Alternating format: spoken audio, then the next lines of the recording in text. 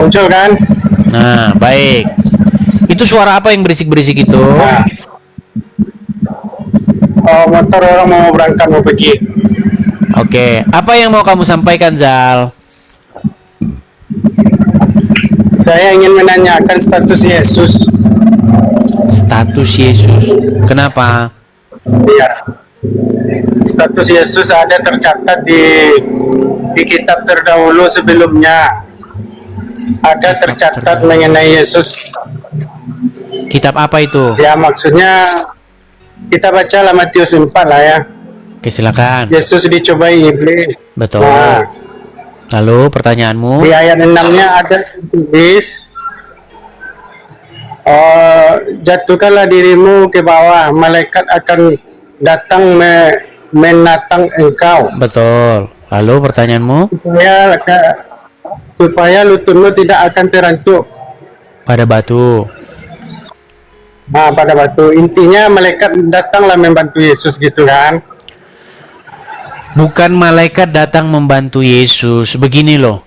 Jadi di dalam narasi ayat itu dikatakan bahwa Yesus ada di bubungan bait Tuhan.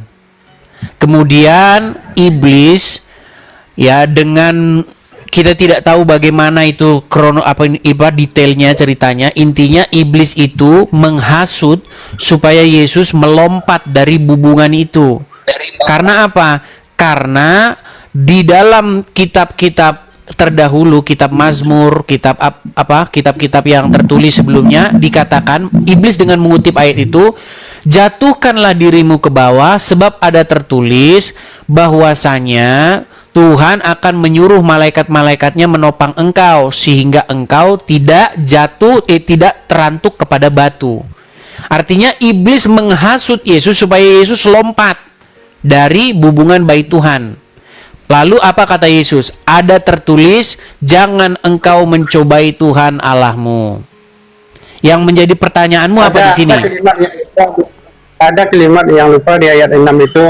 Ada tertulis mengenai engkau. Ada mengenai engkaunya ini ada situ tertulis. Apa Betul. itu? Yaitu malaikat datang menyelamatkan engkau supaya kakimu tidak terantuk. Jadi ini Ya, dia akan mengutus malaikat-malaikatnya untuk menatang engkau sehingga kakimu tidak terantuk pada batu. Ya, silakan. Jadi implementasi ayat Matius 4 ini akan menjadi acuan untuk penyaliban Yesus akan diselamatkan. Menjadi acuan. Ya, itu maksa kamu namanya. Itu namanya maksa.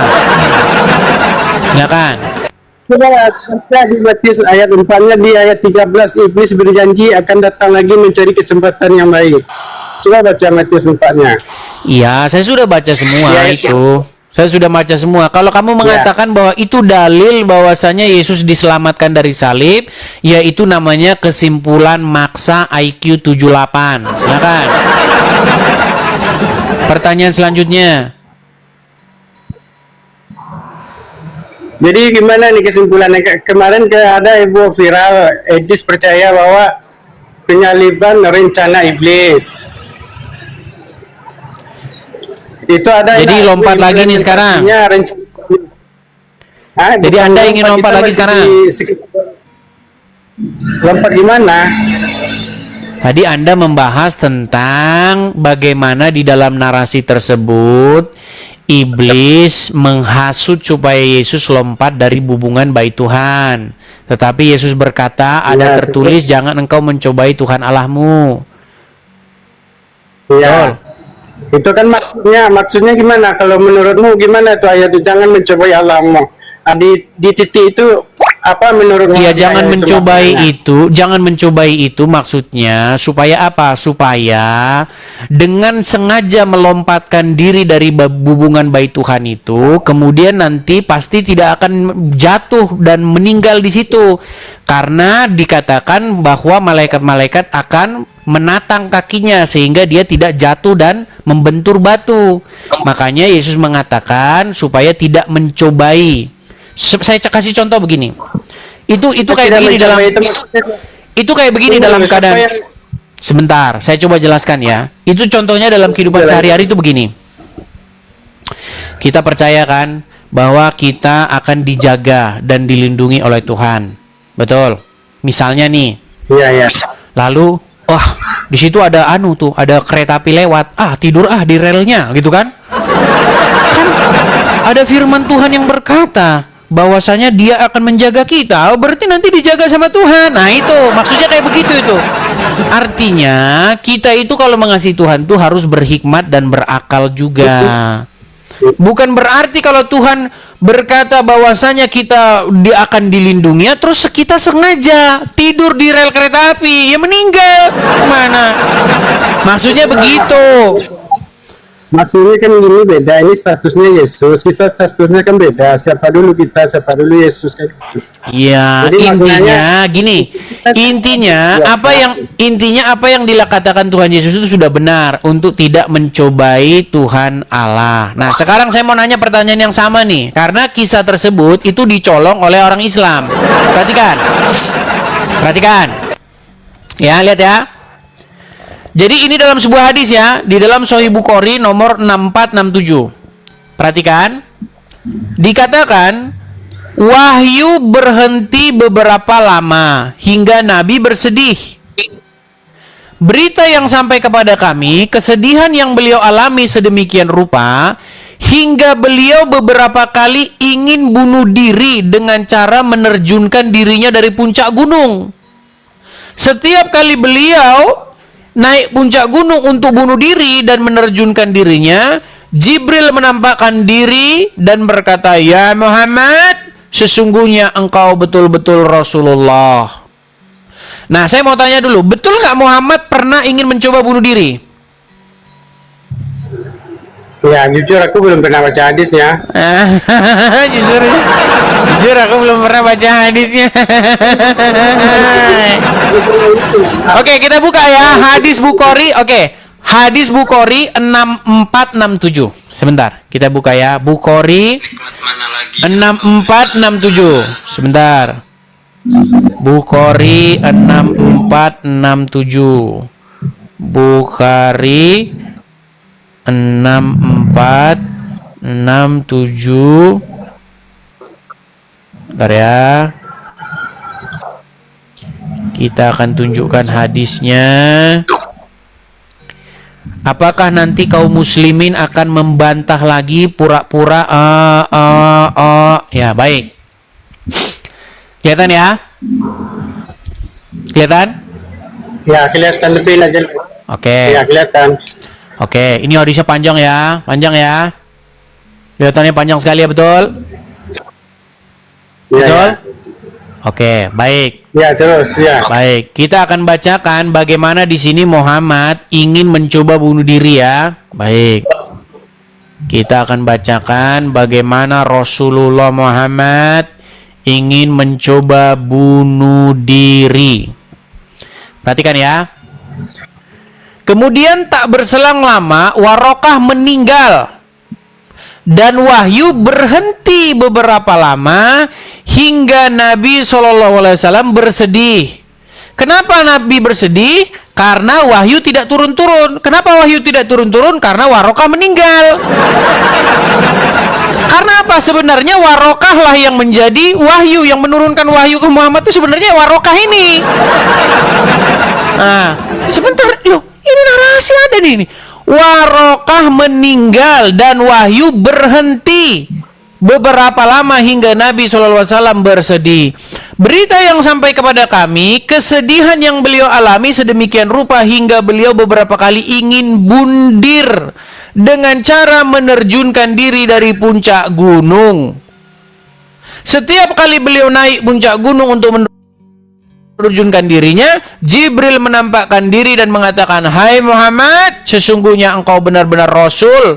Nasihat ini menjadikan hatinya lega dan jiwanya tenang dan pulang. Namun jika sekian lama wahyu tidak turun, jiwanya kembali tergoncang. Dan setiap kali ia naik puncak gunung untuk bunuh diri, Jibril menampakkan diri dan menasihati lagi, dan seterusnya dan seterusnya. Ibnu Abbas mengatakan tentang ayat fa'alikul isbah, yaitu cahaya matahari ketika siang dan cahaya bulan ketika malam. Ini hadisnya. Ya, apakah hadisnya sahih? Nih, Sahih Al-Bukhari nomor 6467. Nah, jadi pertanyaannya begini. Ini ya, saya balikin dulu kamera saya sebentar. Siapa yang berkata kepada Muhammad bahwasanya yang di Gua Hira itu Jibril? Warokah. Siapa yang bilang Muhammad adalah nabi? Warokah. Siapa yang membuat Muhammad sedih karena wahyu tidak turun? Warokah. Makanya Bang, kesimpulannya Bang Zal, kesimpulannya tiada lain tiada bukan Warokah lah yang ngarang agama Islam. Malaikat Jibril datang mengakui bahwa engkau Rasulullah itu. Yang bilang bahwasanya Muhammad dapat wahyu di Gua Hira dari Jibril siapa pertama kali? Ya, pamannya Siti Khadijah. Muhammad sendiri tidak tahu itu siapa yang di Gua Hira, betul? Pertama kali, betul? Ya. Malah Warokah lah yang bilang bahwa itu Jibril. Pertanyaannya, dari mana Warokah tahu kalau itu Jibril? Menjadi mengingatkan keimanan umat Islam, artinya Islam itu Al-Quran itu bukan dikarang-karang lagi, itu malahan positif nilainya lagi deh. Begini Bang Zal, kita jangan bicara iman dulu ya. Gini, Muhammad kan bertahanus di Gua Hira. Di Gua Hira dia bertahanus, entah begini entah bagaimana dia bertahanus kan. Berikanlah saya petunjuk, berikanlah saya petunjuk, berikanlah saya petunjuk. Nggak tahu kita gimana dia bertahanusnya. Tiba-tiba datanglah sesuatu. Bacalah. Bacalah, saya tidak bisa membaca. Bacalah, saya tidak bisa membaca. Sampai 3 kali katanya. Lalu dia katanya dicekik atau di apa gitu sampai dia tidak bisa bernafas. Pulanglah dia ke rumah. Bukan didekap gitu, bukan dicekek. Didekap sampai tidak bisa bernapas, betul? Ya, kayak gitulah. Oke, ya kalau didekap ya bisa bernapas, artinya dicekek. Bisa bernapas. Oke. Itu kan gambaran, nah didekap tuh. Ya, kayak gitu dia sakit. Oke, artinya dia termegap-megap tidak bisa bernapas. Nah, akhirnya dia pulang ke rumah. Dia nggak tahu siapa itu karena sosok tersebut tidak pernah memberitahu siapa dirinya. Tiba-tiba Warokah bin Naufal memberitahu itu adalah Namus, betul? Iya, kayak gitu narasinya. Nah, pertanyaan saya, di mana nabi-nabi terdahulu kenal Namus, dari mana? Nggak ada. Makanya saya bilang begini Bang Zal, ini penutup nih, penutup. Warokah ini kuat dugaan. Ini kuat dugaan. Warokah ini mengalami gangguan jiwa. Kenapa? Kenapa saya katakan dia kuat dugaan mengalami gangguan jiwa? Gini, dia bilang begini. Sesungguhnya seorang nabi itu memiliki tanda-tanda kenabian, kata Warokah. Nah, menurut Warokah, tanda-tanda kenabian itu adalah berupa di punggungnya itu ada segumpal daging berbulu. Atau bahasa kita itu tompel. Tahu kan tompel kan? Iya, tompel dulu punya tompel kan? Nah, dari sejak kapan ada tanda kenabian itu berupa tompel? Sejak kapan? Makanya kuat dugaan Warokah bin Naufal mengalami gangguan jiwa. Ya sudah, coba. Gini Zal. Coba begini biar enak kita diskusi. Narasinya, tapi kamu udah narasimu itu terlalu jauh Zal. Kita di situ membahas mengenai perangkat dan susah memang kalau orang sudah kena pengaruh orangnya kena gangguan jiwa. Zal.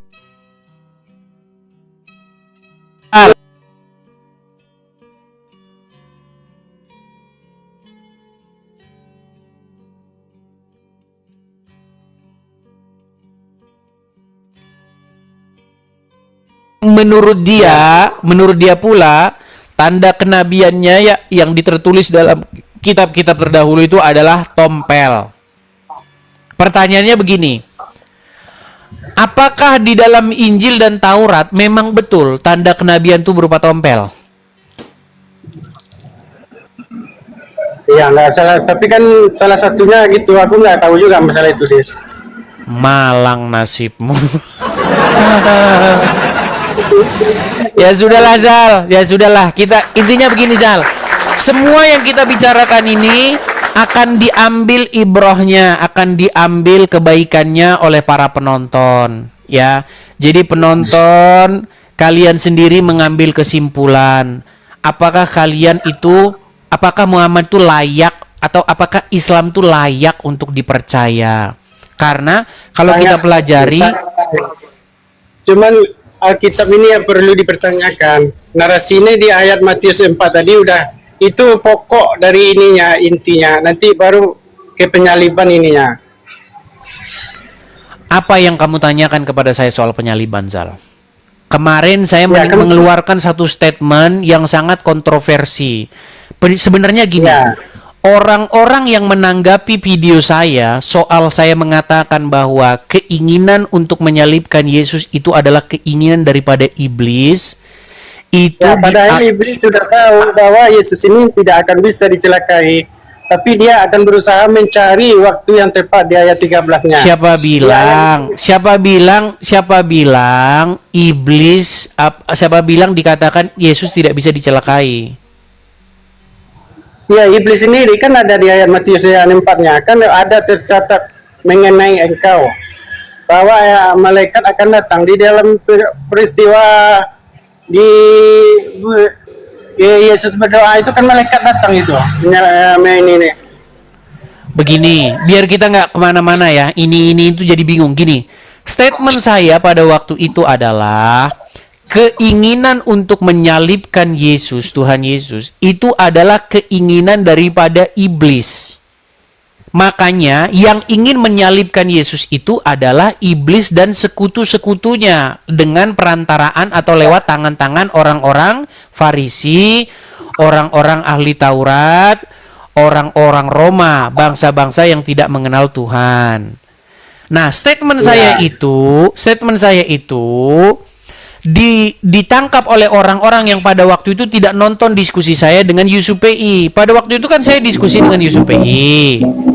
Ya, Nah. saya nonton waktu itu. Oke, Anda menonton. Nah, sebentar, biar saya selesaikan. Deki Gadas, MYM, Esra Soru, kemudian siapa lagi? Rudi Iskariot, Bom.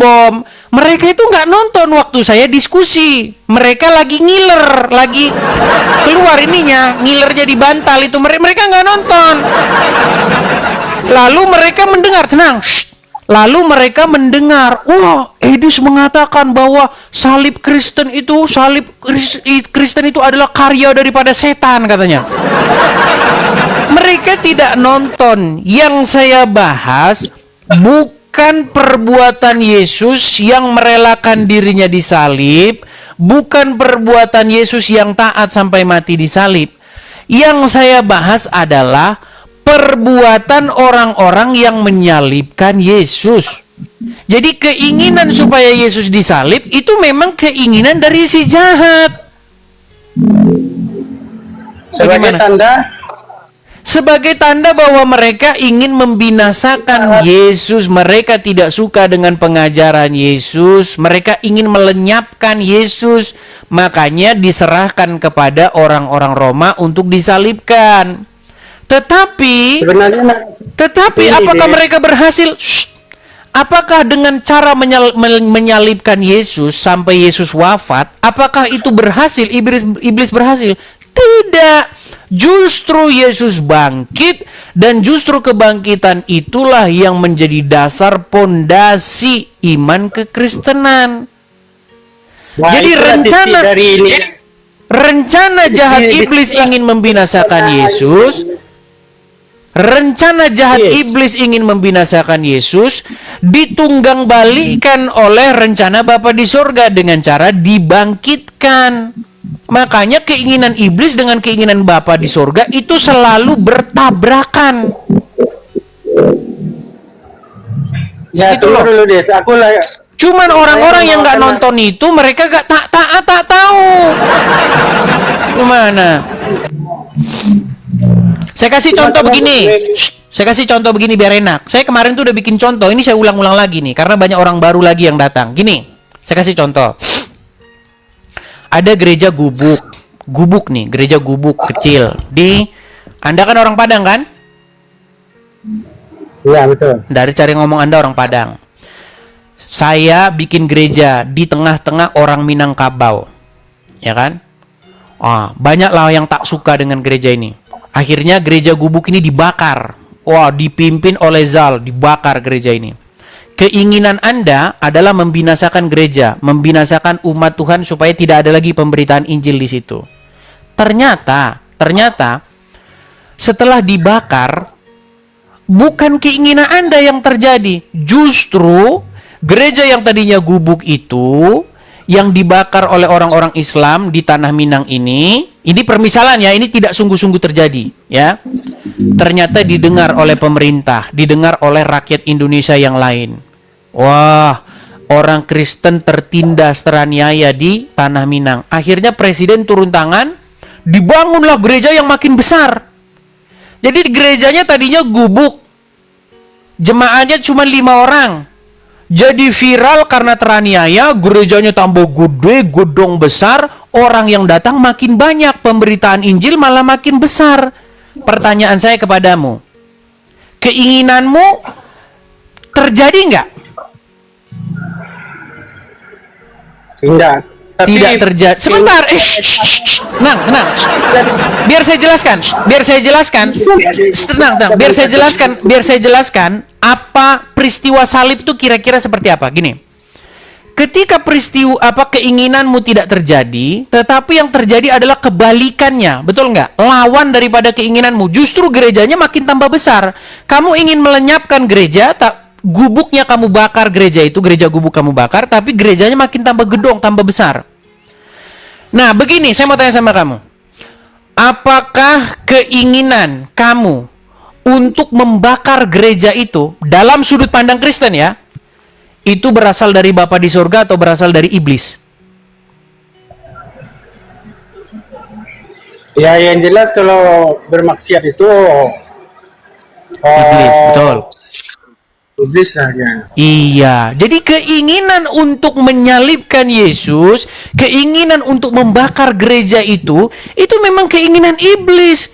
Tetapi keinginan iblis itu tidak berhasil, justru malah dengan cara Yesus disalibkan, wafat, tetapi Bapa di surga membangkitkan dia.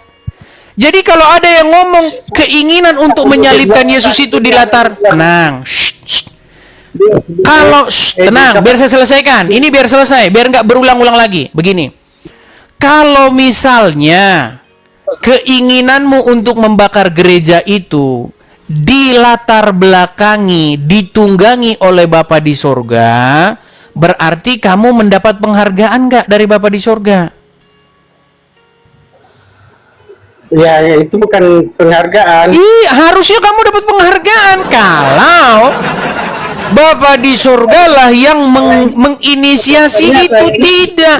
Yang menginisiasi itu tetaplah iblis. Tetapi Bapa di surga mengizinkan itu terjadi. Mengizinkan itu terjadi bukan berarti dia adalah dalangnya. Begitu juga dalam peristiwa penyaliban. Di dalam peristiwa penyaliban itu Bapa di surga mengizinkan itu terjadi. Bukan berarti dia dalangnya. Kalau dia dalangnya berarti iblis Rudi Iskariot ya memang masuk surga. Karena apa? Karena iblis Yudas Iskariot, ahli-ahli Taurat, orang-orang Farisi menjadi karyawannya Bapa di surga. Gimana sih? Saya udah jelaskan itu berkali-kali. Ya nggak mudeng juga dia, saya anggap dia nggak waras. Gimana? Gimana? Itu kan sebenarnya ada nubuatnya untuk angkatan jahat salib itu, Dis. Memang betul, kan sudah saya bilang, yang ingin menyalibkan Tuhan Yesus itu adalah orang-orang yang jahat. Jahat untuk angkatan jahat. Betul. Cuman yang jadi masalah ada orang-orang Kristen yang mengatakan yang menyalibkan Yesus itu adalah rencana Bapa di surga. Makanya saya bilang begini, nggak waras lagi, mereka itu memang nggak waras. Gitu loh. Ya, narasinya memang begitu. Nanti kan Kristen ini akan menjadi besar, itu kan sudah nubuat juga dari Yesus, Dis. Udah, intinya kemana-mana kamu. Intinya saya sudah menjelaskan itu. Kalau kalian tidak nyambung lagi, ya deritamu. Begitu saja ya. Oke? Oke lah, Dis. Oke, Ya, yang selamat penting malam. salib itu untuk angkatan jahat ya, Dis ya. Bagaimana? Yang penting salib itu buat untuk angkatan jahat ya. Bukan Bukan untuk salib, penebusan bukan dosa. salib itu nubuatan Tuhan. Ini juga bahasa-bahasamu salah. Begini loh. Salib itu sebenarnya adalah bentuk penghukuman yang asal usulnya itu dari orang-orang sebenarnya itu dari Fenisia, itu asal usulnya. Diadopsi oleh orang Mesir, diadopsi oleh orang Yunani untuk menghukum seseorang. Dan itulah yang diterapkan kepada Yesus. Nah, keinginan untuk menyalibkan Yesus itu memang keinginan dari si jahat. Keinginan Bapa di surga apa? Keinginan Bapa di surga terhadap Yesus, terhadap penyaliban itu apa? Supaya Yesus tidak lari tunggang langgang seperti seorang pengecut seperti Isa. Yang diinginkan Bapa di surga adalah, wahai anakku, hadapi salib itu, jangan lari. Itu. Tetapi keinginan untuk menyalib itu tetap berasal dari si jahat. Gimana? Nah, inilah salahmu cara keteranganmu, Dis. Aduh. Sementara di Ya, tidur dulu sana. Tidur dulu sana. Susah, dijelasin berkali-kali juga nggak paham. Yo, itu sudah saya jelaskan berkali-kali, teman-teman. Karena banyak orang-orang itu pansos. Begitu loh. Banyak orang nggak pernah dia nggak nonton detailnya gimana. Terus tiba-tiba dia kutip itu. Biar apa? Untuk naikin followers. Susah banget. Kan sudah saya bilang, kalau kamu buka komal TikTok, kamu buka siaran nih, siaran. Yang nonton kamu 15 orang, 7 orang, 3 orang, itu pun HP-HPmu sendiri. Kamu bikin HP di situ 10 kan, biar ada kamu yang nonton gitu kan, tahu kan? Caranya gimana biar rame? Biar rame bahas Edis. Nggak percaya, bahas Edis biar rame. Nah, itulah yang terjadi, biar teman-teman tahu ya. Gini teman-teman, TikTok ini sesuatu yang lagi fenomenal sekarang. Banyak orang bermain TikTok, ada motivasinya macam-macam. Motivasinya ada memberitakan sesuatu, menginfokan kebenaran biar orang dapat informasi yang benar. Tapi jangan salah, ketika menginformasikan sesuatu yang benar itu, banyak paus terbang. Singa, bangau, ketika banyak paus terbang itu, banyak orang pengen. Waduh, enak ya. Biar teman-teman saya kasih tahu nih asal usulnya, biar teman-teman. Ketika banyak paus terbang, banyak singa terbang, orang pengen seperti itu. Dia coba. Wah, saya juga mau ikut-ikutan nih memberitakan kebenaran. Tapi motivasinya udah lain. Udah duit duluan. Nah, orang-orang yang sudah motivasinya udah duluan duit, maka yang dikejar sama dia pertama adalah duit. Jadi ketika tidak ada yang nonton, ketika sepi, mereka membuat satu gebrakan-gebrakan biar ramai. Caranya, bahaslah Edis TV. Itu asal usulnya, gimana? Tapi percayalah, begini teman, kalau kalian diawali dengan memberitakan kebenaran, percayalah teman-teman, gift apa segala macam itu datang sendiri. Gitu loh. Jadi kalau niat awalnya itu udah bener, nanti yang nonton juga rame sendiri. Giliran, aduh, sekarang ini udah banyak sekali apologet gadungan, kambuhan. Jadi begitu teman-teman ya. Jadi kalau channel kalian sepi, berguru sama saya, gimana bang biar rame? Ya kalian itu harus mengasah apa yang kalian tahu. Beritakan kebenaran. Kalau yang kalian beritakan itu kebenaran, menarik, pasti orang datang. Kalau kalian aja ceritanya ngalor ngidul, muter-muter, ya siapa yang mau lihat? Gitu loh. Ayo, silakan, silakan. Apalagi saya sekarang banyak menerima inbox nih. Bang, kenapa bang? Ini Bang RK begini. Lu saya nggak tahu.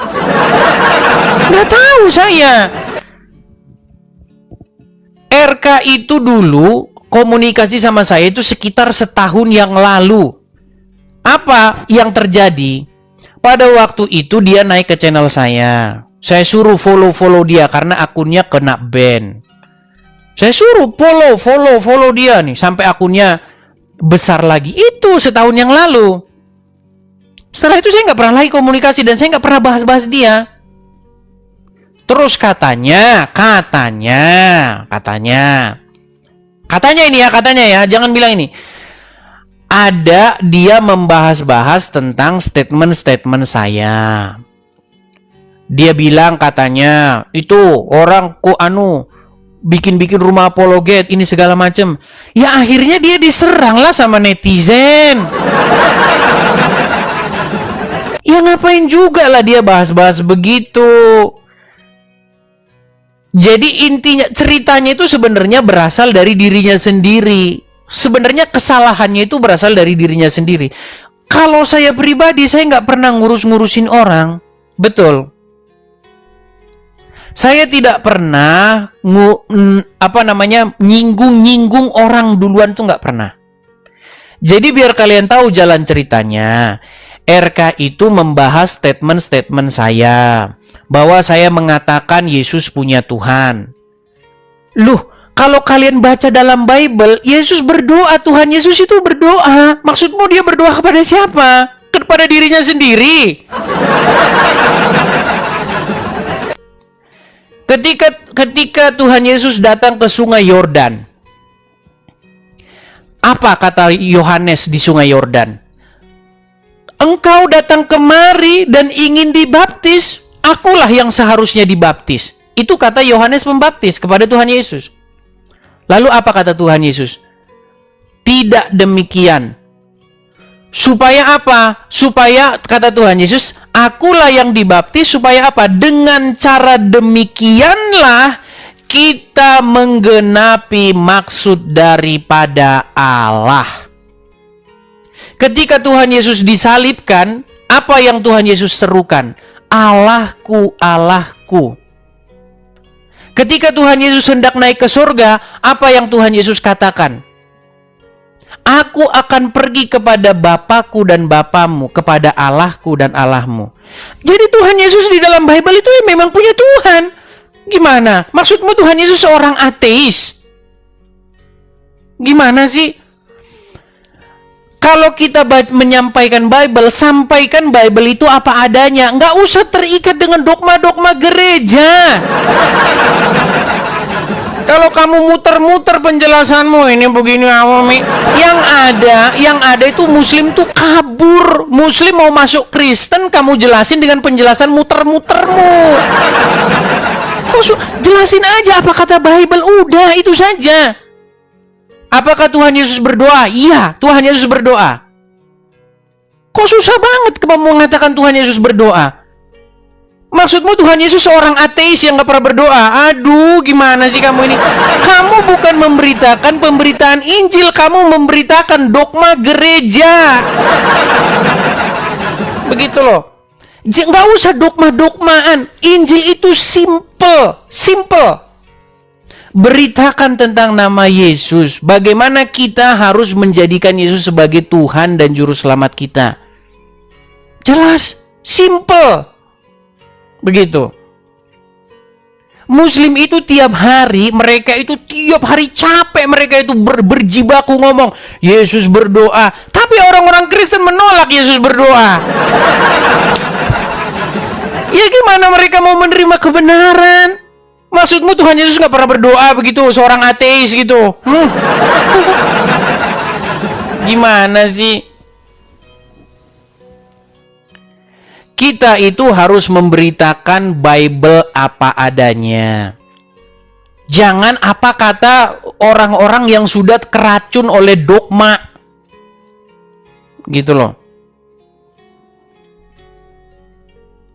Mari sekarang itu banyak orang-orang Islam mau masuk Kristen nggak jadi, gara-gara apa? Gara-gara penjelasan orang-orang Kristen yang muter-muter gini, munyer, pusing mereka jadi nggak jadi masuk Kristen. Orang tadinya udah masuk Kristen udah gampang kok, jelasin aja apa adanya. Nah, gara-gara video RK bahas-bahas begitu, terus dia bilang lagi katanya mau bikin rumah apologet. Gara-gara dia singgung itu, akhirnya diseranglah dia oleh netizen, kena mental. Terus saya yang disalahin.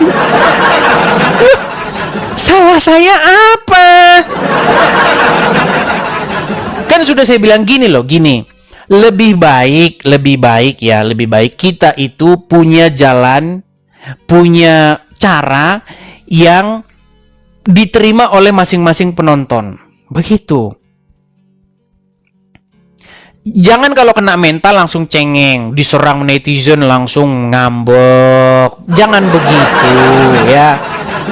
Jangan begitu. Ayo silakan. Mari kita bersatu ya. Ini ajakan saya ini. Kepada seluruh apologet, tenang. Lihat ya. Saya kan sudah ada nih, sudah berjuang untuk mendirikan tempat rumah apologet. Saya ajak, ayo bergabung. Tapi saya nggak mau orang-orang yang punya reputasi nggak jelas untuk bergabung. Kita bergabung, ada tempatnya, gratis tempatnya itu. Tinggal kalian tempatin. Mari kita berapologet. Cuman teman-teman, kalau reputasimu udah buruk, ngomong-ngomongin saya di belakang, ada udang di balik bakwan, ya gimana saya mau ngajak kalian bergabung? Begitu loh, ayolah ya. Jangan gara-gara channel sepi, gara-gara penonton gak ada, terus kita jadi begitu. Jangan begitu. Ayo kita kompak. Begitu ya. Ingat beberapa tahun yang lalu, setahun yang lalu, kamu pernah naik ke channel saya, terus minta follower sama saya. Jangan begitu ya. Jadi teman-teman, mari ayo seluruh apologet, ada RK, ada siapa di situ, ada Rudi Yohanes, ada Bom. Ayo kita kompak. Kenapa sih? Kenapa sih harus musyrik dengan saya? Begitu loh. Kalau misalnya, Bang, sebenarnya sih saya itu perlu penonton. Ngomong bagus-bagus biar saya promosiin channelnya. Gimana sih orang? Saya itu tahu. Jangan kalian kira saya itu nggak tahu. Banyak orang datang ke sini itu modusnya numpang pansos. Saya itu tahu saya. Gitu loh. Kalau memang kalian, Bang, kalau saya siaran yang nonton paling 300, 400 orang, Bang. Saya pengen lah, Bang, yang nonton tuh ya 3.000 lah, Bang. 5.000. Bilang gitu loh. Nanti saya promosiin, makanya ayo kita gabung. Gitu loh. Saya kan sudah membentuk satu rencana supaya kita ini bisa berapologet nih bergabung. Cuman ada tata tertibnya juga. Nggak boleh mencaci maki, nggak boleh menghujat agama lain, nggak boleh memfitnah, nggak boleh. Debat is debat aja, begitu loh. Diskusi aja. Jangan kamu mengeluarkan kata-kata makian, kebun binatang. Nggak bisa begitu. Begitu. Ketika kita berdebat dengan orang muslim, hindari yang namanya memaki, menghujat. Begitu. Yang Anda sampaikan haruslah fakta. Begitu. Nggak boleh kita maki-maki, begitu. Kan sudah bagus tuh ini rencana saya. Kalau mau ikut bergabung ya silakan. Kalau tidak mau ya janganlah ngomong-ngomong di belakang. Ya. Seperti itu. Ajakan saya ya kepada teman-teman sekalian, entah itu RK, Bom, Rudi Yohanes dan segala macam. Kalau memang kalian merasa bahwa penonton sepi, tidak ada yang nonton, nggak ada yang mau denger, baiklah saya ajarin gimana caranya. Begitu. Biar saya ajarin pengajaran-pengajaran yang alkitabiah. Mungkin mereka tidak mau menonton kalian karena pengajaran kalian tidak alkitabiah. Pengajaran kalian kesana kemari, muter-muter nggak karu-karuan. Ya gimana orang mau nonton? Anda tidak memberitakan Yesus yang dikatakan dalam Injil. Anda memberitakan Yesus yang dikatakan dalam dogma-dogma. Marilah kita memberitakan Yesus yang ada dalam Injil. Jangan beritakan Yesus yang kata-kata katanya. Nggak usah, capek kita. Yesus yang ada dalam Injil itulah yang kita kasih tahu. Apakah Yesus dalam Injil berdoa? Ya. Apakah Yesus dalam Injil punya Tuhan? Ya. Memang iya. Gimana? Gitu loh. Jadi teman-teman, kalau kalian beritakan Yesus yang dalam Injil, percayalah orang-orang Islam tidak susah masuk Kristen, gampang. Gitu loh. Mereka itu sekarang sudah terguncang karena apa? Kalian tahu sendiri kan? Kan inti yang saya sampaikan itu ini loh. Menjadi Muslim, menjadi Islam adalah membuat dirinya tunduk, patuh, tahluk kepada anaknya Aminah, namanya Muhammad.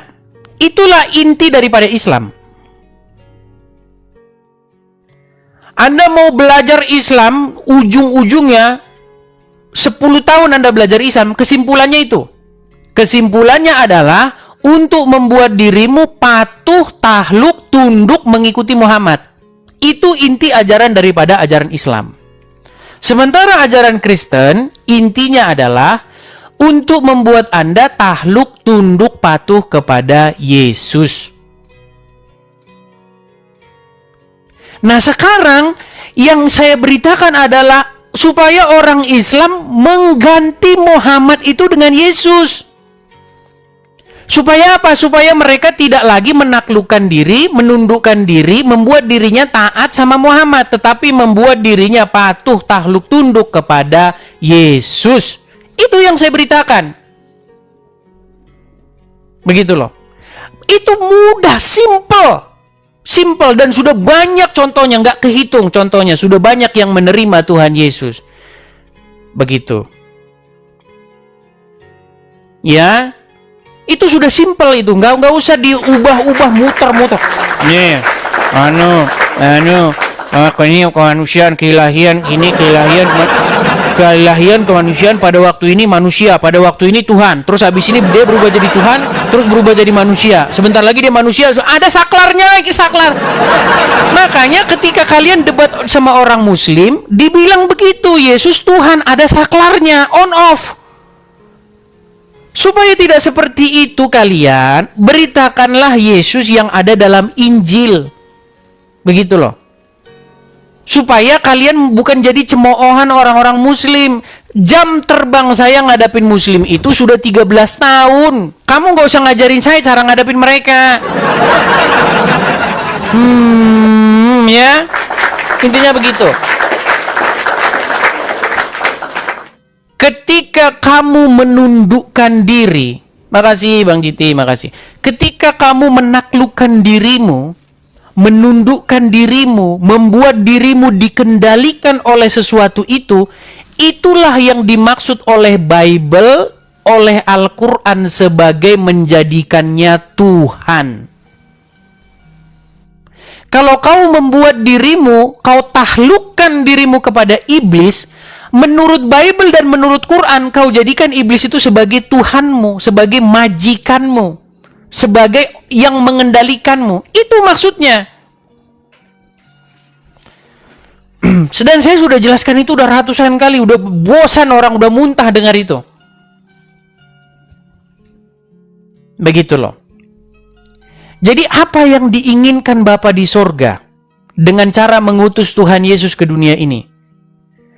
Supaya apa? Supaya dengan jalan manusia menaklukkan diri, kepada Yesus, dengan jalan manusia tunduk taat kepada Yesus yang diutus Bapa di sorga, demikianlah Bapa di sorga menjadi Tuhan. Bingung nggak kamu? Makanya dikatakan Yesus itu Tuhan bagi kemuliaan Allah. Tuhan supaya manusia itu jadikan Yesus sebagai Tuhan, dengan cara begitu Bapa di sorga itu jadi Tuhan pula. Begitu loh. Ketika kau menundukkan diri kepada Roh Kudus, maka di situ kau sebenarnya menundukkan diri kepada Bapa di sorga. Ketika kau menundukkan diri kepada Yesus, berarti kau menundukkan diri kepada Bapa di sorga. Makanya Bapa di sorga Tuhan, Yesus juga Tuhan, Roh Kudus juga Tuhan. Tetapi ketiganya satu. Begitu. Kalau nggak masuk akal ya benturin lagi kepalamu ke ubin. Gimana?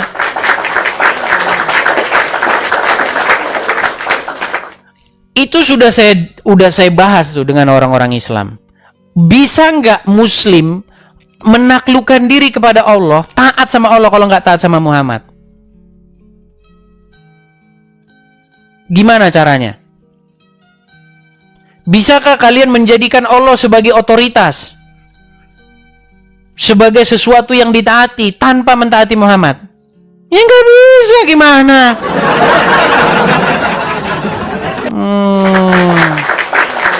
Simple. Ya. Oke, kita kasih naik, ada siapa ini ya? Mida lagi nih. Silakan Mida. Halo Mida. Undang kamera dis. Ya, kau nyalakan kamera aja harus saya yang nyalain. Nggak bisa, nggak ada di sini. Tidur sana, kau di bawah sana. Setiap kamera minta dinyalain, ini minta disuapin. Semua. Jadi intinya itu ya teman-teman ya. Mari kita beritakan Injil yang sepenuh-penuhnya Injil. Ya. Seperti itu. Makasih Bang Gunadi, makasih. Supaya apa? Supaya kita itu satu sama lain, Islam dan Kristen itu saling memahami. Saya melihat teman-teman, setengah mati orang Islam ngomong. Sebenarnya yang diomongin mereka itu, misalnya nih, saya kasih contoh. Bener nggak Yesus itu adalah hamba Tuhan? Yang Kristen saya lihat bukan. Terus kalau Yesus bukan hamba Tuhan, maksudnya hamba Tuhan di situ merujuk kepada Bapa di surga. Terus maksudmu hamba siapa? Pantesan terhalang langkah orang Muslim mau jadi orang Kristen. Nanti saya bilang nih, yes, Edis sesat katanya. Kenapa Edis sesat? Karena Edis bilang Yesus hamba Tuhan. Gimana orang yang kamu ajak diskusi orang Kristen yang nggak pernah baca Bible? Kita itu kalau membaca Bible itu dari A sampai Z. Semuanya kita baca. Jadi pusing nanti. Nih, saya tunjukin lagi. Saya itu teman-teman, ketika berbicara dengan orang Islam, ujung-ujungnya nanti entah beberapa tahun yang datang, dia mungkin ngeyel pada saat itu. Beberapa lama kemudian dia akhirnya sadar. Nih kalau masih ada orang Kristen yang bilang Yesus bukan hamba Tuhan, nih saya balikin kamera saya ya. Memang kadang-kadang mereka ini, aduh gimana ya, aduh berat.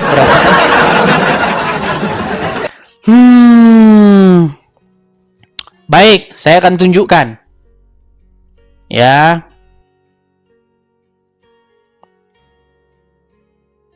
Sabar ya teman-teman ya.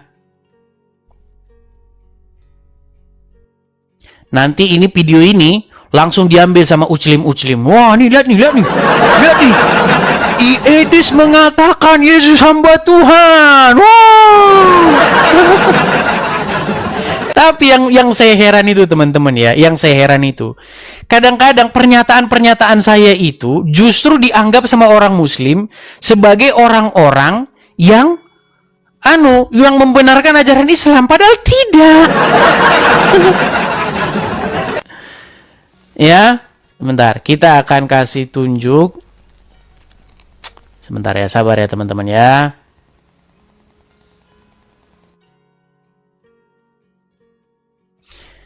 Saya akan tunjukkan kepada kalian, misalnya di dalam, sabar ya, Lukas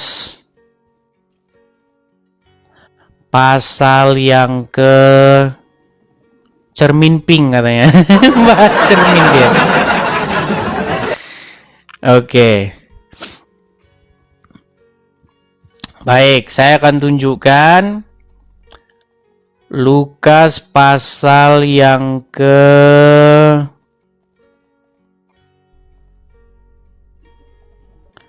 dua.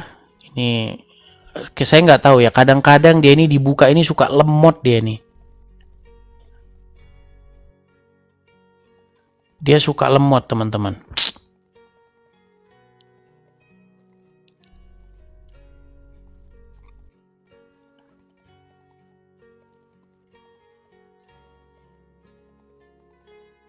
Sebentar ya teman-teman ya, sabar ya teman-teman ya. Saya buka situs yang lain dulu. Kadang-kadang memang suka begini.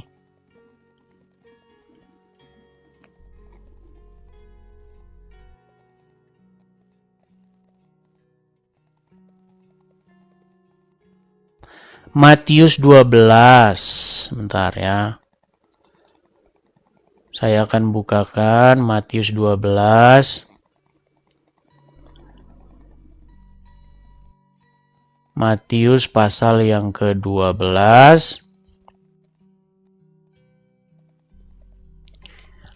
Nih ya, saya tampilkan di layar. Ini ya teman-teman ya, ini kan Matius pasal 12 ya. Kelihatan? Matius pasal 12, betul? Nah, terus kita balik ke sini nih. Kelihatan nggak di sini? Ditulis nggak di sini Yesus hamba Tuhan? Coba teman-teman naik sini. Nih ya, Matius pasal 12 setelah ayat 15. Nih. Ada di terus Yesus hamba Tuhan. Terus kalau saya bilang Yesus hamba Tuhan, terus masa kalian mau bantah sih? Ya memang Yesus hamba Tuhan di sini merujuk kepada Bapa di sorga. Nih, lihat nih. Banyak orang mengikuti Yesus dan ia menyembuhkan mereka semua. Ia dengan keras melarang mereka memberitahukan siapa dia, supaya genaplah firman yang disampaikan oleh Nabi Yesaya. Lihatlah, itu hambaku yang kupilih, yang kukasihi, yang kepadanya jiwaku berkenan. Aku akan menaruh rohku ke atasnya dan dia akan memaklumkan hukum kepada bangsa-bangsa. Ia tidak akan berbantah dan tidak akan berteriak, dan orang tidak akan mendengar suaranya di jalan-jalan. Bulu yang patah terkulai tidak akan diputuskannya, dan sumbu yang pudar nyalanya tidak akan dipadamkannya, sampai ia menjadikan hukum itu menang, dan padanyalah bangsa-bangsa akan berharap. Beritakan Injil yang ini. Orang Muslim semua masuk Kristen. Oh, kalian beritakan Injil yang lain ya, yang ada orang Islam ngetawain kalian. Kok susah banget sih kita ini? Beritakanlah Injil yang ada dalam Bible itu. Udah beres, udah semua. Percaya sama saya. Kalian malah muter-muter, jelas ini malah mumet kalian. Gitu loh. Injil itu dibaca, jangan dibikin tidur, dibikin bantal. Terutama kepada siapa? Rudi Iskariot, bom-bom yang memberitakan, kebanyakan memberitakan dogma. Kita ini nggak usah beritakan yang lain-lain, beritakan Injil. Kok susah banget sih? Bahkan ini sudah jadi lagu loh ini. Nih ya. buluh yang terkulai takkan dipatahkannya, dia akan jadikan itu kan, ada lagunya kan, ya kan, ada lagunya itu kan, seperti itu. Jadi teman-teman ya, mari kita beritakan Injil apa adanya, seperti itu. Gak usah beritakan dogma, malah mumet kamu, malah yang jadi kamu diketawain orang Islam. Ayo, silakan ya, beritakanlah Yesus di dalam Injil. Seperti itu. Supaya apa? Supaya mereka tidak menaklukkan diri mereka kepada yang bukan Yesus. Mereka malah menaklukkan diri kepada orang yang dalam kuburan itu loh. Jangan sampai begitu. Halo Kak Yuli. Tumben ini kok datang. Iya, lagi melihat drama-drama ini. Cuma ini aja sih pesan saya buat teman-teman ya. Jangan, mohon maaf Bang Edis, aku langsung potong aja karena memang beberapa hari ini banyak narasi yang tidak baik ya mengenai Bang Edis ya. Saya mau meluruskan aja seperti ini teman-teman. Saya juga banyak mengalami apa ya Bang Edis ya, kayak hal-hal yang seharusnya tidak saya alami, tetapi saya dibilang herdernya Bang Edis lah, ketua sinode herdernya Edis, dan itu ada semua Bang Edis bukti-bukti itu ya. Cuma aku bilang begini sama teman-teman ya, selama saya mengenal Edis TV ini teman-teman ya, Bang Edis tuh tidak pernah nyuruh-nyuruh kita untuk menyerang ini itu, tidak pernah teman-teman. Saya di sini bukan pro dengan Edis, tidak, tetapi saya selama mengenal Bang Edis tuh tidak pernah nyuruh saya kita harus seperti ini kesana, ndak. Betul yang dibilang Bang Edis teman-teman. Kalau ada Bang Edis ya, gimana Bang? Kalau gini, kan saya dituduh nih, saya dituduh menghasut orang supaya membuli RK. Gini saja, barang siapa yang bisa menunjukkan pesan dari saya ataupun rekaman suara, saya menyuruh orang untuk membuli RK, saya terjun dari Monas. Gak pernah. Bahkan untuk membuli Rudi Iskariot nggak pernah. Nggak pernah. Betul Bang Edis. Tapi kalau menghanguskan akun-akun bodong, nah pernah. Hanguskan akun bodong yang niru-niru saya, itu pernah gitu. Ya. Jujur teman-teman ya, harus support Bang Edis. Kenapa? 3 minggu besok ini teman-teman, 3 murtadin yang siap terima Tuhan Yesus tuh orang yang naik di komalnya Bang Edis, bukan orang yang pansos. 3 minggu besok ini saya turun ke lapangan, itu orang yang naik di komalnya Bang Edis. Kalau kita menjelaskan ribet-ribet teman-teman, orang dari agama sebelah mau masuk ke kita, mereka blunder teman-teman. Penjelasan Bang Edis ini sangat gampang teman-teman. Makanya kenapa orang tertarik naik ke komalnya Bang Edis dan kenapa rame penontonnya, karena memang penjelasan Bang Edis itu mudah dimengerti buat orang yang belum mengenal kekristenan, seperti itu teman-teman. Jadi kalau ada yang menarasikan Bang Edis begini-begini, dengar, biasakan mendengar teman-teman. Jangan merasa diri mampu dan ini jadi orang menyampaikan ini langsung diklaim ini tidak benar. Belajar menjadi pendengar yang baik teman-teman, itu penting banget. Jujur saya mengalami, ya ini mudah-mudahan ini nggak jadi kepahitan buat pelayanan saya Bang Edis. Ketika saya dibilang herder atau apa, saya nggak peduli Bang Edis. Tetapi saya mau nama Tuhan dipermuliakan, semakin banyak orang mengenal Tuhan Yesus karena perapologetan dan kesaksian teman-teman yang naik di komal Bang Edis. Itu menjadi tugas kita bersama.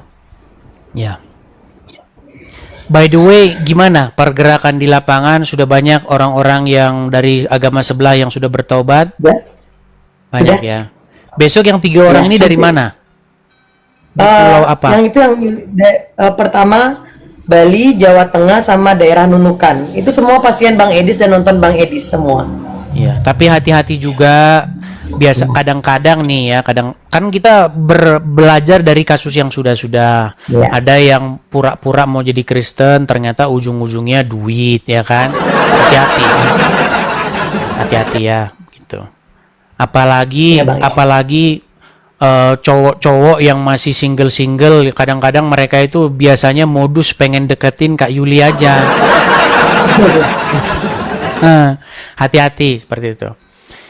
Dan ini mungkin Bang Edis sedikit, Bang Edis awal tahun ini, ya benar yang dibilang Bang Edis teman-teman tuh nggak pernah tahu orang yang berkali-kali naik ke komalnya Bang Edis yang pertamanya nggak percaya dengan kekristenan, kalian tunggu awal tahun ya. Saya bilang dia aja siap menerima Tuhan Yesus karena apa yang dibilang Bang Edis tuh benar dan imannya itu tergoncang teman-teman. Iya, itu saya alami sendiri. Saya debat di Facebook begini. Saya kaget di telepon dia. Itu lama loh, bertahun-tahun. Ingat nggak sama saya? Sampai saya lupa. Setelah saya ingat-ingat, oh iya, ingat saya bilang. Berapa? Sekitar tahunan yang lalu, kalau nggak salah 7 tahun yang silam, saya pernah berdebat dengan orang ini. 7 tahun loh, bayangkan dia baru sadar. Lama memang. Iya. Iya Bang Edis. Iya. Jadi seperti Ya itu. mungkin itu aja sih Bang Edis. Ya memang itu Bang Edis, memang beberapa 3 hari ini memang saya mengalami hal yang memang saya nggak merasa, cuma nama saya jadinya tersirat gitu ya. Tapi ya sudahlah, nggak apa-apa, mudah-mudahan jadi apa ya, pembelajaran juga Sebenci-bencinya buat- gini, sebenci-bencinya, sekontras-kontrasnya kita sama orang, jangan mengeluarkan makian-makian apalagi kebun binatang, begitu loh. Sekontras-kontrasnya saya dengan Rudi Iskariot, saya tidak pernah mengata-ngatai dia apa kebun binatang, kan nggak pernah. Apakah pernah saya mengatakan pengikutnya dia sebagai herder? Kan nggak pernah. Iya, Begitu. ya Bang Edis. Paling ya cuman saya bilang saja kalau mau rame mandi lumpur, nah itu memang pernah. Loh, kalau memang saya tahu tujuannya mau rame, kan dia mau rame ya mandi lumpur, pasti rame. Tapi rame. Kalau misalnya Rudi Yohanes atau Rudi Iskariot mau rame penonton, mandi lumpur dijamin ramai. Oke, begitu Kak Yuli. Ada yang mau disampaikan lagi? Ya nanti mungkin Senin teman-teman yang sudah baptisan, mungkin aku izin Bang Edis supaya mereka naik di Komal ini biar memberikan kesaksian Bang Edis ya. Oke. Oh iya teman-teman, saya kasih tahu ya. Ini Kak Yuli ini teman-teman, dia ini orang yang bergerak di lapangan begitu. Jadi teman-teman jangan lupa juga untuk support dia begitu. Karena ketika dia berjalan kemana-mana itu kan pasti perlu yang namanya support dan dukungan dari teman-teman. Mungkin kalau misalnya dia pergi ke mana, ke misalnya di Pulau Kalimantan, ada orang yang kenal, boleh nginep di sana daripada bayar hotel kan. Begitu kan, mending nginep di sana begitu. Baik Bang Edis, Seperti aman itu. Bang Edis. Terutama Saya yang yakin, percaya perempuan-perempuan Bang Edis, ya. kalau- Pesan saya begini Kak Yuli, yang menginbox itu Ya. diutamakan, yang mengirim pesan tuh terutama yang perempuan-perempuan, sesama perempuan. Nanti kalau Ya. laki-laki biasanya ada sesuatu yang lain-lain. Begitu. Oke, begitu Kak Yuli. Ya, tetap semangat Bang Edis. Sama-sama. Ya. Tuhan memberkati selalu. Tuhan memberkati. Shalom Oke. Bang Edis. Shalom, selamat malam. Saya turunkan ya. Iya Bang. Iya, gitu ya teman-teman ya. Jadi teman-teman, kalau misalnya ada orang yang mengatakan statement saya salah begini lain sebagainya, silakan naik begitu. Ya. Saya berikan kesempatan kepada kalian begitu. Ayo kita diskusi. Saya tidak pernah menolak atau saya tidak pernah mengatakan bahwa Yesus bukan Tuhan dalam pengertian Yesus bukan Tuhan Sang Mesias.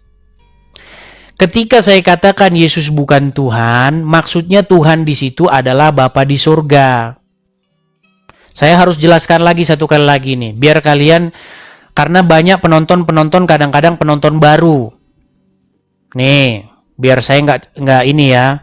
Nanti kadang-kadang dipotong lagi nih, dipotong nih. Edis bilang, sebentar kau bilang Yesus Tuhan, habis itu kau bilang bukan Tuhan. Ah, memang kau katanya. Ya, karena memang yang nggak paham itu adalah orang-orang yang IQ 78 membenturkan kepala ke ubin. Nih, saya balikkan kamera saya. Apa maksudnya Yesus bukan Tuhan? Karena memang saya pernah mengatakan Yesus bukan Tuhan. Memang betul, sampai hari ini omongan itu nggak saya cabut. Yesus bukan Tuhan, maksudnya gimana? Nih, biar saya jelaskan. Di dalam Lukas pasal yang kedua, ayat yang ke-22. Judul perikopnya dikatakan Yesus disunat dan diserahkan kepada Tuhan. Simeon dan Hana. Saya bacakan. Apa maksudnya Yesus bukan Tuhan? Perhatikan. Dan ketika genap 8 hari ia harus disunatkan, ia diberi nama Yesus, yaitu nama yang disebut oleh malaikat sebelum ia dikandung ibunya. Dan ketika genap waktu pentahiran menurut hukum Taurat Musa, Mereka membawa dia ke Yerusalem untuk menyerahkannya kepada Tuhan. Yesus diserahkan kepada siapa? Kepada Tuhan. Maksudnya Yesus bukan Tuhan tuh ya, Yesus bukan Tuhan yang ini. Karena kata Tuhan di sini dirujukan kepada Bapa di sorga. Kenapa di sini Tuhannya jadi huruf kecil T-nya? Karena ini perjanjian baru. Jadi kata Adonai semuanya dirubah jadi Tuhan, jadi Lord. Begitu. Di dalam Bible itu ada Tuhan huruf besar semua, ada Tuhan huruf kecil, T-nya huruf kecil. Begitu. Nah, kata Tuhan yang ditujukan kepada Bapa di surga di dalam perjanjian baru sudah berubah T-nya jadi kecil. Karena apa? Karena di dalam Septuaginta, ya, di dalam Septuaginta atau terjemahan Alkitab perjanjian lama ke dalam bahasa Yunani, kata Tuhan YHWH huruf besar semua sudah diganti jadi kurios. Sebenarnya yang sekolah-sekolah teologi tahu inilah. Kalau sekolah teologi tapi nggak tahu ini ya terlalu. Bedakan Tuhan yang huruf besar semua itu merujuk kepada Bapa di sorga. Begitu. Jadi Tuhan Yesus bukan seorang ateis ketika Tuhan Yesus di muka bumi ini. Dia berbakti menaklukkan dirinya kepada Bapa di sorga. Kepada siapa Tuhan Yesus berdoa? Kepada Bapa di sorga. Kepada siapa Tuhan Yesus berbakti beribadah? Kepada Bapa di sorga. Itu yang ada dalam Injil. Kalau misalnya kamu katakan kepada saya, oh Yesus, Edis bilang Yesus Tuhan biar dapat dukungan orang Kristen. Buktinya sekarang saya katakan bahwa Tuhan Yesus berbakti beribadah kepada Bapa di sorga. Buktinya sekarang saya katakan bahwa Tuhan Yesus menundukkan diri kepada Bapa di sorga. Kalau memang tujuan saya biar bikin orang-orang Kristen awam senang, saya nggak mungkin ngomong begini. Karena ini akan menggoncang orang-orang Islam, orang-orang Kristen yang awam. Gimana kamu itu? Kalau saya seperti yang kalian tuduhkan, oh Yesus bilang Yesus bukan Tuhan, terus abis itu Yesus bilang Yesus Tuhan, biar apa? Biar dapat dukungan orang Kristen. Ya, nggak apa-apalah bagi orang-orang yang belum tahu sepak terjang saya seperti apa. Intinya teman-teman, saya tetap konsisten. Saya yang beberapa tahun yang silam sampai sekarang itu saya konsisten mengatakan tetap sama. Begitu. Yesus adalah Tuhan, betul. Maksudnya Yesus adalah Sang Mesias. Karena the Messiah itu memang digelari oleh orang-orang Yahudi sebagai Tuhan, Tuan, Sang Penguasa.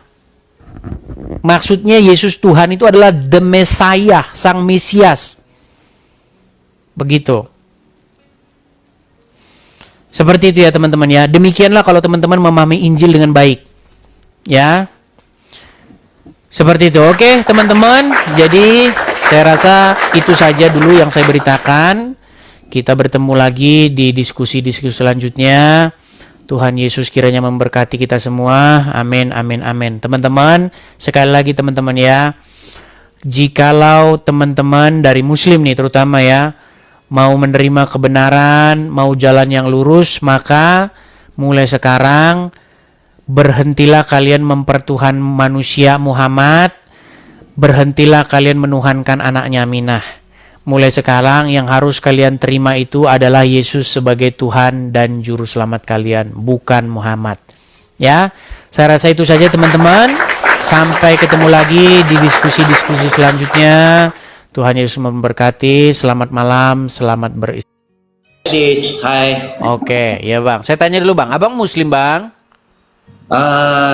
Tak Des, saya ini orang Kristen. Saya cuma nak tanya satu benda aja saya nak tanya tuh. Oke, silakan bang. Kupikir tadi Boleh Muslim kan? bang. Ya, silakan. Ya, boleh kan saya tanya? Boleh. Silakan. Oke.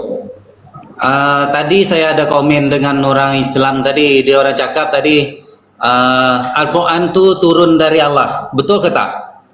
Turun dari Allah. Klaimnya seperti itu. Itu klaimnya. Sementara kita tahu bahwa Al-Quran itu baru ada setelah Muhammad meninggal. Sebelum Muhammad meninggal, Quran belum ada. Bahkan kalau kita membaca Bukan apa, literasi Dis? Tadi Islam, gini Bang, sedikit ya. Di dalam literasi Islam, Iya, iya. ide untuk mengkitabkan Al-Quran itu berasal dari Abu Bakar dan Umar. Kemudian selesai dibukukan pada zamannya Utsman bin Affan. Jadi pada waktu itu Utsman bin Affan membuat satu panitia yang diketuai oleh Zaid bin Sabit. Mereka membuat atau menulis Al-Quran itu ke dalam sebuah buku. Jadi kalau dikatakan Al-Quran, kitab Al-Quran dari Allah, ya bagaimana dari Allah, sementara kitabnya baru jadi di zaman Utsman. Gitu. Bukan apa, Dis? Saya tanya benda macam tuh tadi kan saya komen dengan orang Islam tadi, dia orang cakap tuh Al-Quran tuh turun dari Allah. Sedangkan kenapa masa tuh kan tak ada apa tuh catatan dalam apa tuh dalam buku. Tak mungkin dia turun dari langit sendiri kan? Ya, kalau orang Muslim memang beriman bahwa Al-Quran itu memang jatuh dari langit, Bang. Nih. Ini salah satu Macam bukti. itulah saya nak tanya tadi, Dis. Itu yang saya nak tanya tadi. Oke, saya akan tunjukkan ya bahwasanya di dalam agama Islam memang Al-Quran itu di iman mereka itu jatuh dari langit. Sebentar, saya akan tunjukkan. Saya pernah berdebat dengan seorang dari Malaysia juga, ya. Iya. Dia seorang Muslim dari Malaysia. Dia berkata seperti ini. Sebentar ya. Saya akan tunjukkan. Ini memori kita dengan Lina ya. Perhatikan nih Bang ya, dengar. Oke. Al-Quran itu jatuh dari langit. Iya, jatuh dari langit. Buset, bukan ditulis manusia. Bukan manusia yang menulisnya. Ya, bukan ditulis manusia. Tidak masuk akal manusia boleh tulis. Saya mau tanya, saya serius saya mau tanya. Jatuhnya ketimpa kepala siapa? Nah, karena memang begini, karena berbicara dengan orang-orang Islam ini memang jauh dari tinjauan atau pendekatan ilmiah dan akademis. Begitu. Memang sangat kuat sekali, sangat kentara sekali berbicara dengan mereka ini, berbicara dengan hal-hal yang tidak masuk akal, begitu. Contoh Al-Quran jatuh dari langit gitu. Jatuh. Tak tahu kepala siapa yang ketimpa itu. Begitu. Itulah saya nak tanya tadi, Dis. Benda macam tuh saya nak tanya tadi tuh. Betul kata Ya. Al-Quran tuh jatuh dari langit, Allah sendiri yang bagi. Betul, Macam itu Saya pandangan kan orang-orang dengan- Islam yang ketika saya berdebat dengan Ya. mereka. Makanya menurut mereka saya Al-Quran pun jatuh debat dari dengan orang langit. tadi. Macam tuh. Tuh saya nak tanya dengan kamu tadi, Dis. Ya, memang mereka mengimani yang demikian, Bang. Tapi tidak semua. Orang-orang yang sudah belajar, orang-orang yang sudah mempelajari kuda sekolah, mereka tidak punya pandangan seperti itu lagi. Tetapi orang-orang yang tak pernah sekolah, yang IQ-nya 78, ya memang seperti itu. Quran jatuh dari langit. Makanya betul semua yang kamu cakap tuh, Dis. Semua hayalan saja tuh. Yang kamu cakap tuh. Iya, hayalan saja. Betul, Dis. Betul. Saya sokong kamu, Dis. Oke, makasih Bang Zain. Oke, Bang Zain, oke, Anda di Malaysia, oke. di Malaysia Oke. tak ada hukum kan? Nanti ditangkap polisi syariah lagi. Tak apa. Oke, Oke. hati-hati Bang Zain ya. Oke, Dis. Oke, Bye. makasih Bang Zain, Oke. Bang Zain, makasih. Tuhan Yesus berkati ya. Ya, itulah teman-teman ya. Jadi memang kita harus bisa membedakan yang mana yang iman, yang mana yang tinjauan akademis. Jadi kita teman-teman Kristen, iman kita itu harus bernalar. Iman yang bernalar, bukan iman yang tak punya nalar. Begitu ya. Oh, ini tadi Zalni kabur dia dari kita. Iya, silakan Zal.